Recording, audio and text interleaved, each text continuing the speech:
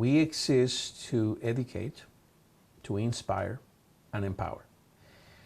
We are educating kids, and the data is there to support that claim.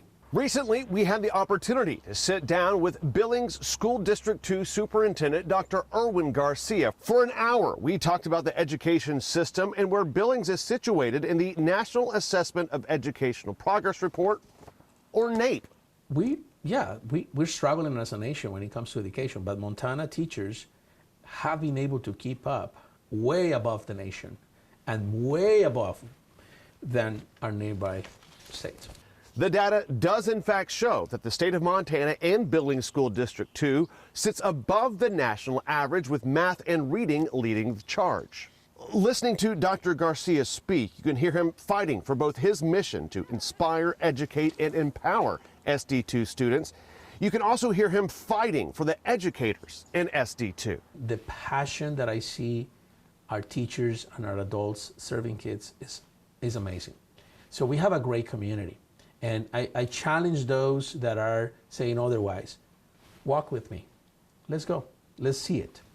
Because there's a lot of the national narrative and, and the attacks that, unfortunately, we are being sometimes at the center of those that are completely unfounded, completely misrepresented, completely lacking objectivity. Dr. Garcia makes no excuses for the district's current shortcomings, some inherited, most all based around finances.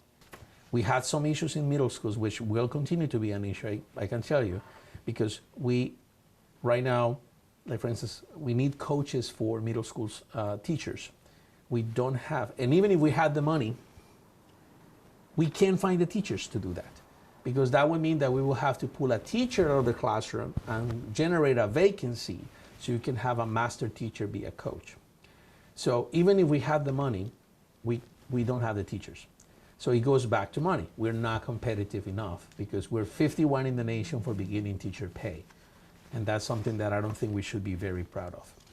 Yeah, 51, not 50, 51, because the District of Columbia is accounted for too.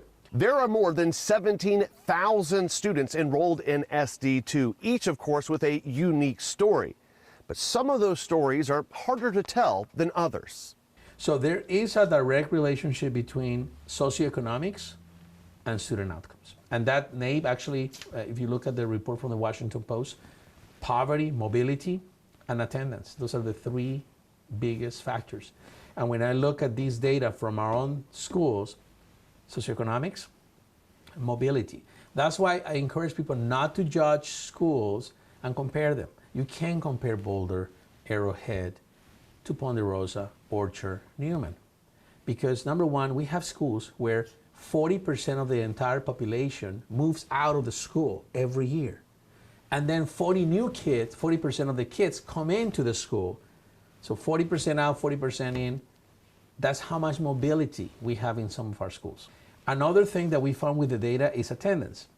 If you are in a community stricken by poverty, you have more issues with attendance. So, of course, if you look at the factors, socioeconomics is one of them, but one of the other factors is nutrition. I mean, if you can only afford going to the dollar store to buy your food, most likely you're going to be eating carbohydrates and fat. Yeah, you're going to be probably overweight, but your nutrition levels are going to be, your immune system is more vulnerable. So of course, when there's a big, flu season or we have colds, kids in poverty will struggle to keep up with their health. SD2 is made up of 22 elementary schools, 6 middle schools, 3 high schools, and a career and education campus. It employs about 1,850 full-time equivalent positions, each one of them with a very important role to play.